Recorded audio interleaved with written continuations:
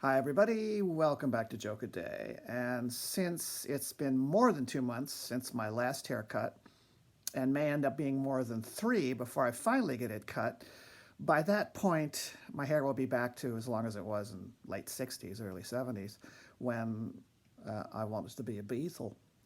So, in honor of that, some favorite lines from some favorite Beatle films. So, starting with Hard Day's Night. Actually, this is before that, when George Martin first met the Beatles and invited them into the control room to hear a song they just recorded. And he said, "All right, boys, now, you can be just as honest with me as you like. Tell me anything you don't like." And George says, "I don't like that tie, for starters." Also in Hard Day's Night, about Paul's grandfather, John says, "He's a nice old man, isn't he?" And Paul says, "He's very clean." Also in Hard Day's Night, George on Ringo. "He's very sensitive about his drums, they're part of his legend."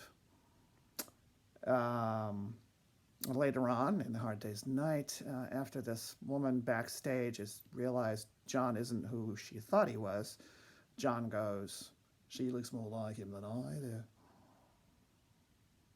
And from Help, "Well, so these are the famous Beatles. So this is the famous Scotland Yard."